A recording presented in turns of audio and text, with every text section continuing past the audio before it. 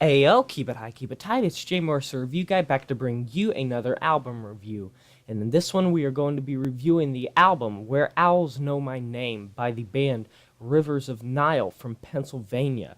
So this was released on Metal Blade Records, and it debuted in the Billboard Top 200 at 61. And for a band of this genre that plays kind of this technical death metal, this is pretty impressive. Now, this came out March 16th, and it's an album that I'm going to be honest, I wasn't really that aware of at the time, and now I'm glad I am, of course, but at the time, I didn't even know that Rivers of Nile was putting something out. And I've kind of missed out because this has been a band that I have observed and admired and just kind of knew people liked it from afar.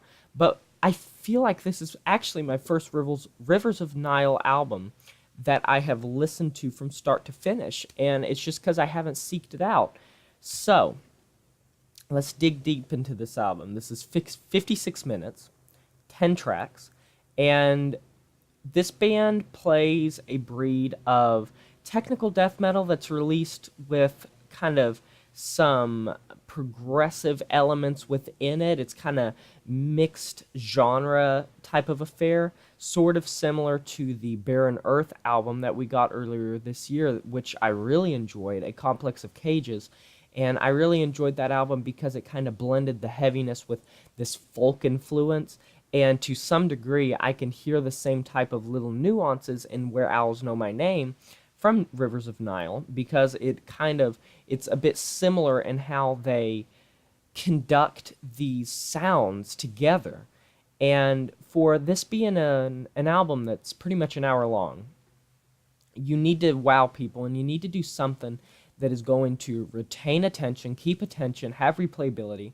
And when you're in this type of genre, this very abrasive, very heavy type of genre, it takes a lot to be able to hook someone for an album in general. You have to be unique as is.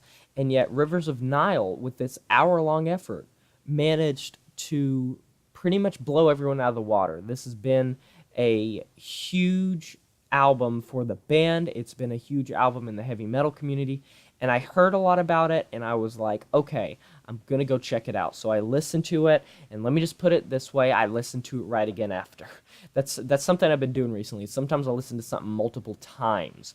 But obviously we know that Metal Blade Records is capable of releasing some great bands, and they have such a diverse cast of bands from so many different genres all across the spectrum. I mean, I believe Metal Blade's been around since like the 80s or something, 80s or 90s.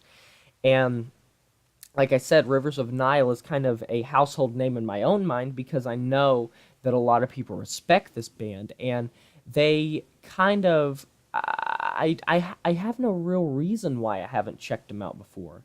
But I'm glad I did because this album is fantastic, and it kind of also reminds me of the Niobleviscara's album Earn.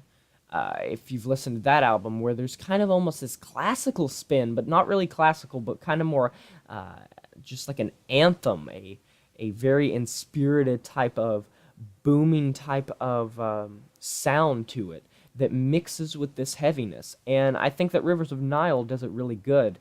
And I want to go check out their other albums because I'm curious to know if this is something they regularly do, like if this is something that is not uncommon for the band, if this band is used to being able to pump out these beautiful yet heavy and abrasive with good lyricism and just make it into a great album.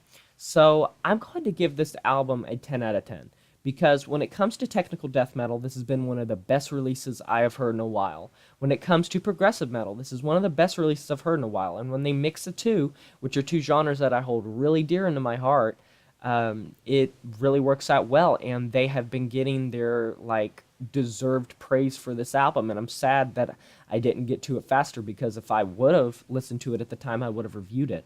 But it's kind of better late than never. So if you have certain albums that you would like to see me review, let me know in the comment section below because I know a lot of big releases in all the genres, not just in heavy metal, but with everything.